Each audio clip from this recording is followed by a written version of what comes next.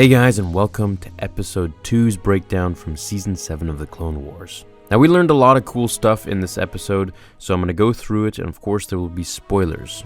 So, to start things off first, which I think is the biggest thing in this episode, because we kind of already knew that Echo was back, considering he was kind of the focal point of the first episode.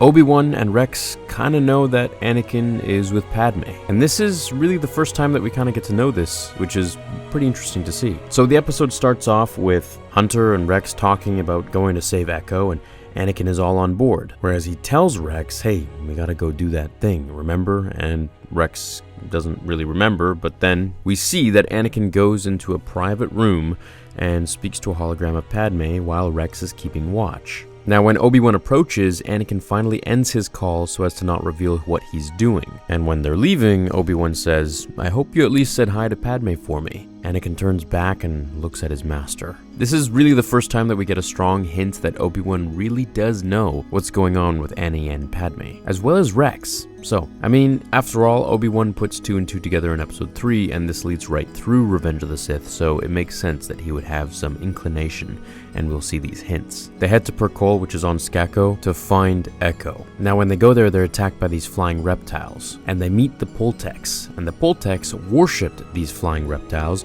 called Kiridax. Now, one of the Kiridax eventually captures Anakin, where Crosshair shoots a tow cable on it as it flies away with the General. Hunter grabs a hold and travels with it to their village. This is where he sends his signal back to the Bad Batch.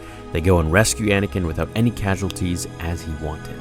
Now, they eventually communicate through the massive language barrier thanks to Tech, and he tells them that the leader was mad that they came to wage war on his planet. Tech, with a translator, relays to him the correct information, saying they're just here to get their trooper back, who's a prisoner of war by the Separatists and Techno-Union. The leader of the Poltex allow them safe passage, and he shows them where Echo is being kept in Perkol. Admiral Trench tells Wat Tambor that the clones have traced Echo's signal to Skako. He warns him that the operation there is about to be compromised. Minister Tambor says he'll be ready for them. We learn in this episode Wrecker's weakness, which is pretty funny since he's so strong. And the weakness is heights. We learn this as they all stand atop the peak of a mountain, where he says that he has a problem with gravity, as the whole crew makes fun of him for being scared of heights. Crosshair and Rex bicker over Echo being just another reg, meaning just another clone. In other words, he's expendable, but not to me.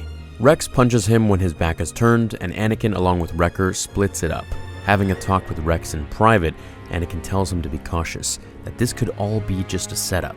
Rex assures Anakin that this is for real, that it was Echo's voice through the message, and not just an algorithm. The Bad Batch make it through the sandstorm, which Anakin of course hates, when Tech hacks through the door to lead them to a lift.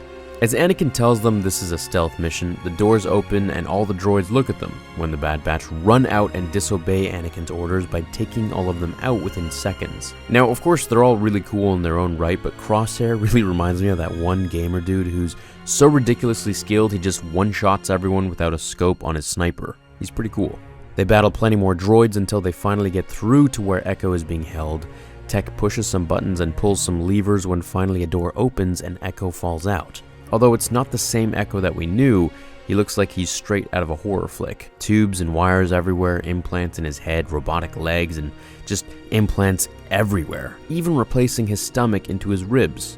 Echo has been salvaged from the blast in Season 3, Episode 19, where we all thought he was dead. The Separatists must have taken his remains and Grievousified him back to life, and brainwashed him to reveal all of his intel. This is most likely, I'm guessing, it's just a theory, how the Separatists got better and better at learning all of Rex's war strategies like he mentioned at the start of episode 1 in season 7. So in a nutshell, the major things from this episode were that Obi-Wan and Rex kind of have a suspicion what Anakin is doing behind their backs with Padme. Padme was pregnant here, I think, because she kept holding her stomach at the end, which means this is probably right before the mission over Coruscant where Anakin fights Dooku on the Invisible Hand ship. Wrecker is scared of heights, and Echo is alive. I can't wait to see them rescue him out of there and take him home. Maybe we'll see some insight into the actual technology behind the Republic, and some flash forwards towards all of Vader's robotics, if they decide to upgrade Echoes. I imagine he's probably on life support at this point. Well, that was the main parts of the episode. I hope you enjoyed this little breakdown. Have an awesome rest of your day. Leave a like if you did like it, and I'll see you in the next one. Until then, remember, the Force will be with you, always. clothes.